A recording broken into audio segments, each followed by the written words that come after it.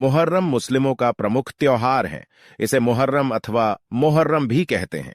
इसे एक शहादत का त्योहार माना जाता है। इसका महत्व इस्लामिक धर्म में बहुत अधिक होता है। इस्लामिक कैलेंडर के अनुसार यह साल का पहला महीना होता है।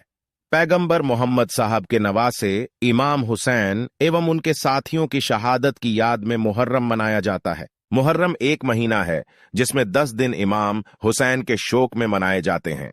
इसी महीने में मुसलमानों के आदरणीय पैगंबर हजरत मोहम्मद साहब मुस्तफ़ा सल्लल्लाहु अलैहि वसल्लम ने पवित्र मक्का से पवित्र नगर मदीना में हिजरत किया था।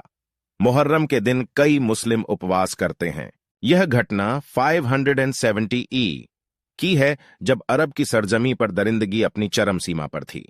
तब ईश्वर ने एक संदेशवाहक पैगंबर भेजा जिसने अरब की जमीन को दरिंदगी से निजात दिलाई और निराकार ईश्वर अल्लाह का परिचय देने के बाद मनुष्यों को ईश्वर का संदेश पहुंचाया जो अल्लाह का दीन है। इसे इस्लाम का नाम दिया गया। दीन केवल मुसलमानों के लिए नहीं आया, वह सभी के लिए था, क्योंकि बुनियादी रूप से दीन इस्लाम में अच्छे कामों का मार्गदर्शन किया गया है और बुरे कामों से बचने और रोकने के तरीके बताए गए हैं।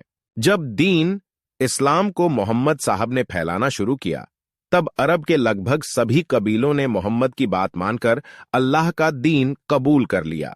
मोहम्मद के साथ मिले कबीलों की तादाद देखकर उस समय मोहम्मद के दुश्मन भी मोहम्मद साहब के साथ आ मिले, कुछ दिखावे में और कुछ डर से, लेकिन वे मोहम्मद से दुश्मनी अपने दिलों में रखे रहे।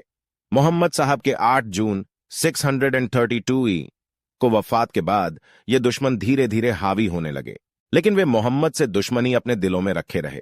मोहम्मद साहब के 8 जून 632 को वफात के बाद ये दुश्मन धीरे धीरे हावी होने लगे। वह अपने वर्चस्व को पूरे अरब में फैलाना चाहता था तथा कुछ हद तक कामयाब भी हो रहा था। उसके सामने सबसे बड़ी चुनौती थी पैगंबर मोहम्मद के खानदान का इकलौता चिराग इमाम हुसैन, जो किसी भी हालत में यजीद के सामने झुकने को तैयार नहीं थे।